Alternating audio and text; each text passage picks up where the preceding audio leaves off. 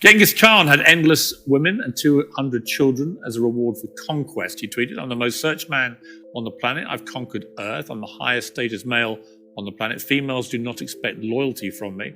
They only expect that of lesser men." Then there was this: imagine having less than 10 children because you're who doesn't have 4 wives. Genetic failures. Finally, if a girl follows me and she's hot and I see a single picture of her in a private jet, it's block. Women can't afford jets. Women are all brokies. Why are you flying around on some man's jet? You should have been a virgin when I met you. Haram. All right, Andrew Tate. Now you're getting very near the knuckle with some of those tweets. Am I? You tell me. I don't think so. I think people can understand they're semi-satirical.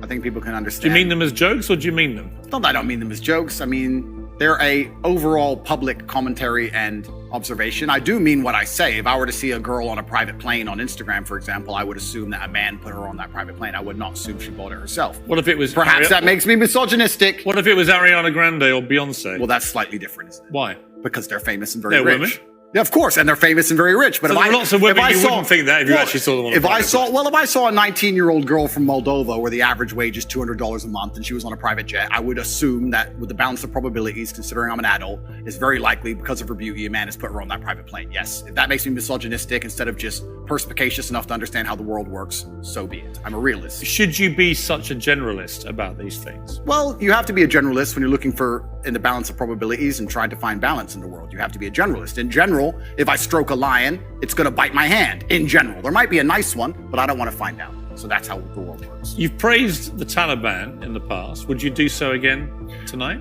The world is not black and white. The world is gray. It's very difficult to sit and make black and white assumptions about anything. To sit and say that the Taliban are completely and utterly evil and we're completely and utterly good, as you just discussed with the moral high ground.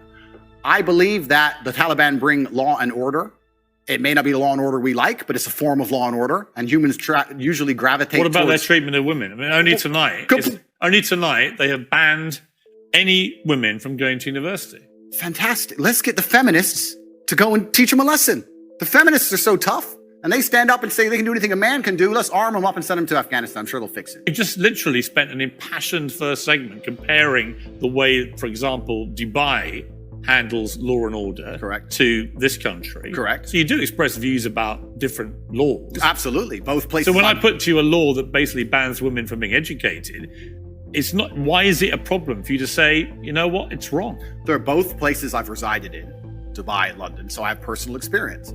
I can give my personal opinion, but like I said, it has absolutely nothing to do with me with what the Taliban decide to do inside of Afghanistan. And if they decide that's the most prudent way to run their society, then we have two choices. We can either go over there and start another war that we shouldn't be involved in and waste a bunch of life, or we can sit and say, it's up to them, they should govern themselves, they're people, we're no better than them, and they've decided to live their lives a particular way, and that's how they're gonna live it. Like I said, if feminists are very upset and they're very disgusted by the fact that in Afghanistan, women cannot go to school, I've been told repeatedly by feminists that they're just as capable as men in all realms, and I expect them to arm themselves and fly over to Afghanistan and fix it. Feminism is defended by men. Men stand up and defend feminism, not feminists themselves, because they're incapable of violence. And we're in a situation now where you're saying that we should send men to go and fight for feminism. Why? It's not a man's problem. No, I think I'm saying feminists believe. I think men can be feminists too, because if feminism believes in equality for women, it's not I'll sign up to it. I don't agree with radical feminists who hate men. Right? To me, the radical anything to me is a bad thing. Yeah, and I think most feminism in the West currently is radical.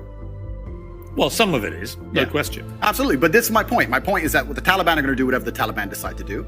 If I'm going to fly over to another country, I will respect their laws and customs. It's not my job to come along and tell other people how to live. I don't believe I have a moral high ground in that degree. And if people are genuinely upset and disgusted by it, the bottom line in most disagreements on the earth is violence. People who feel like they should go and fix it, then fix it with violence, then it can be the feminists who feel so outraged by it. But it's funny, they don't comment on these subjects, feminists. They seem to instead attack the Western male for some reason. It's an easy win for you to make women think you're not anti them, to say that when they're not given equality, as the women in Afghanistan clearly are not, because they're not allowed to go to university now, as of today, that is clearly unequal, unfair. We should all be able to agree that that is wrong. Well, certainly as a realist. Even you, tough guy Andrew It's not tough guy. I am a professional. As a professional, I can state that yes, it is not equal. Yes, it is not fair. That is obvious for anybody. I'm not saying those things are not true. What I'm saying is it's nothing to do with me. Right, okay, but you made a concession you think is wrong. Is wrong then. I said it's unequal and it's unfair. Yeah, so wrong. Well, perhaps. Force yourself, Andrew. No, perhaps it's wrong under certain moral guidelines, but under the moral guidelines which are currently in charge of the jurisdiction of Afghanistan, they don't believe it's wrong. It's nothing to do with me. Well, I'm not going to sit here and tell other countries how to run their laws. I'm going to live in societies with laws I respect. You know what? I'll take unfair and unequal. Sure. Where is the line for you between masculinity, which I will always defend, and which I agree with? I think a lot of women like men to be masculine, and what has become known as toxic masculinity. And the reason I ask you is that you are engaged in that debate with men all the time. Where is the line for you where men shouldn't cross? There's no such thing as too much masculinity if it's genuinely masculine. Genuine masculinity is not out here to hurt people. It's absolutely the opposite. It's out here to protect. And when bad things happen, they call traditionally masculine men. If you need a firefighter, you need a masculine man. When you call the police because of the problem you have, you want masculine men. And as soon as a woman or a man is in trouble, when you look for backup, you look for masculine men. And masculine men have a duty to provide and protect those they care about. We have a duty to do things we don't feel like doing because we know we're supposed to do them. And that's why we stayed in the Titanic and died. Those were masculine men. Where did you get this from? This is what I grew up with. This is the family I grew up around. And your father, your mother? Yeah, both? and the world I lived in. And I think a lot of the things I'm saying now about masculinity and how people should act in the world, how the world should function, were considered completely normal and accepted by everybody only 20 years ago. I think the world's just lost its mind. For me to stand up and say a man should protect a woman now gets to be called a misogynist and canceled. If I said that 10 years ago, everyone would say, duh. And what's funny is, everyone who argues against me and says men shouldn't protect women, especially all the feminists, if they were with their boyfriend and a man broke into their house, guess who they'd expect to go downstairs? Who do you think? Think they go themselves? Are they going to Afghanistan? No, we send men to do these things. So well, we send women in the armed forces too. You have to generalize when you make points. There are many courageous people. Exceptions do not disprove the rule. Exceptions do not disprove the rules. Men do the fighting. Right now in Ukraine, men cannot leave. Women are allowed to leave because men have to fight in the front line and women are allowed to go to Dubai. That is how it is. What do you say to young men who come to you for advice, who feel lost, who don't really know where they fit into society? I say that life as a man is exceptionally difficult.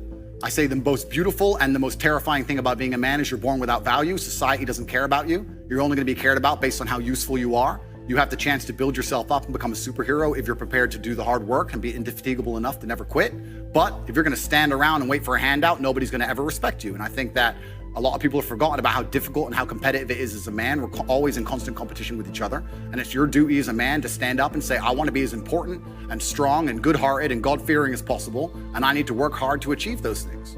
Dame Sheila Hancock says we've become too over-emotional as a society, crying too much about everything. Has she got a point? She's completely right. And the dangerous thing about overly emotional men is that they're dangerous. They're genuinely dangerous. This is what's crazy. All these people who talk about toxic masculinity and how bad it is for men to be traditionally masculine. A traditionally masculine man does things he doesn't feel like doing because it is his duty to do them. He charges into the building because it is his duty. Not because he feels like it, because it is his duty. We're now teaching the new generation of men that they don't have duty and they can just act on their feelings and act how they feel and they don't have to act as a man should. Do you know what happens when you get men who just act how they feel? You get school shooters, you get violence, you get rapists. Men who do not control their emotions are dangerous. If you find a man who is stoic, he's not going to hurt people. He's going to sit and think about his actions very carefully, and he's going to be a good man who protects and provides for his family. You find a man who just acts out on impulse and does whatever he feels like, you're going to find a dangerous man. Sitting here telling men to cry more and act with their feelings and it's okay to feel this way, that way, etc., and have no self-control. That is why we have the problems we have in the world. Absolutely and utterly wrong. So when they talk about toxic masculinity, they have it completely inversed on its head, completely and utterly wrong. We need to be teaching stoicism. We need to be teaching young men to understand that the world is very, very difficult. It's hard to be a man. You're going to feel bad sometimes. You just suck it up and perform anyway. Not to sit there and cry your eyes out or blame other people. Tough being a woman too in modern society. It's certainly tough being a woman, but I'm not a woman, so why would I speak on issues I do not understand? I'm a man. You can feel an empathy for women. I feel empathy, certainly, but I do not understand their issues. Actually, I will do it now. Okay, good. Check.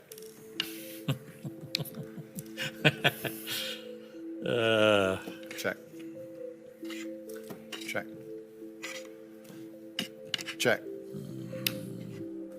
I need to buy some time. Don't say that, How long have I got? 1 minute 12. Believe in yourself. I never, ever give up. Believe in yourself, Piers. I do believe in myself, thank you. Good. Self-belief is important. I do believe in myself, but this has not gone well. You're quite good at chess, I'll give you that. Yeah, well, in the chessboard of life, I've done pretty good. Mate in 2, Piers. Yeah, you can have that. Doesn't matter. It's mate in 2. Check. Mate. Good. Ah! Good game, sir. Well played. Thank you. Andrew Tate, I'll give you something. You're good at chess. Thank you. You have to be. You just beat me. You're renowned What has player. chess taught you about life, quickly? Chess absolutely reflects life. And even I say this now in my business meetings with my team. A lot of the problem in the world today, especially with teams and businesses, etc., everyone wants to be the king. But if you want to have a team, if you want to have a side that wins, if you want to win a game of chess, everybody has to know their role and do their role effectively. There can be a king and a rook and a pawn and a bishop and a knight, and everyone does everything correctly. And when that happens, you have a very formidable board and you're hard to beat. And chess reflects life absolutely. It's something I do every single day.